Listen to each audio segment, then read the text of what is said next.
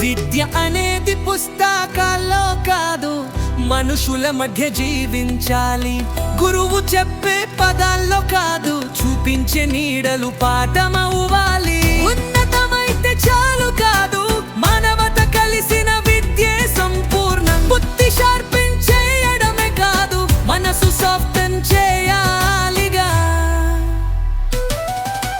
పాఠశాలలు పాలసీపై నమ్మించా, పాఠ్య పుస్తకాలకు పరిమితమీ. పాస్ అవ్వడం లక్ష్యం అయింది, ఫస్లించడం మరిచిపోయాం.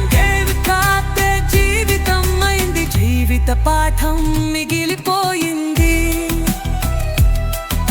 పరీక్షలే భవిష్యత్తు అంటే అభిరుచికి దారులే ఎక్కడ.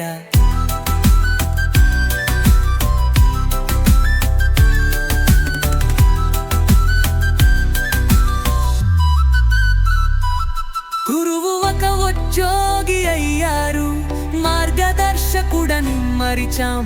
శ్రద్ధవు మార్కుల కోసమే, స్వభావం ఆలోచించలేదే. విద్యార్థి ఒక్క నెంబర్ల కోసం పరుగులు, కనకలల్ని తనే అర్థం చేసుకోలేకపోతున్నాడు. విద్య అంటే ఉద్యోగం కాదు, వ్యక్తిక నిర్మాణం. పాఠాలు కాక జీవితం నేర్పించాలి, అంతే విద్య విలువ.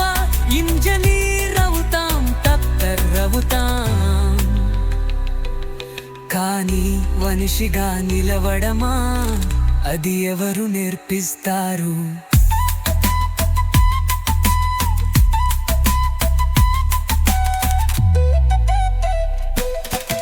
మూల్యం లేని మార్కులు, మానవత్వం లేని మెరికల్.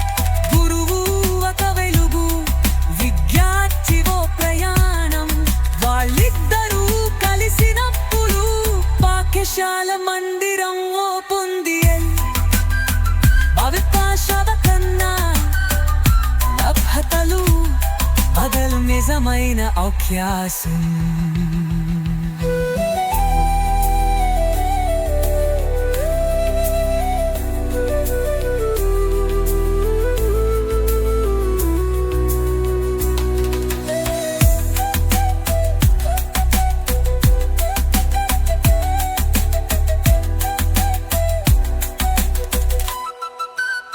ఓ విద్యా వ్యవస్థ, పుస్తకాలి కాక ప్రశ్నించే మెదడును తేల్చే తత్వాన్ని అందించు.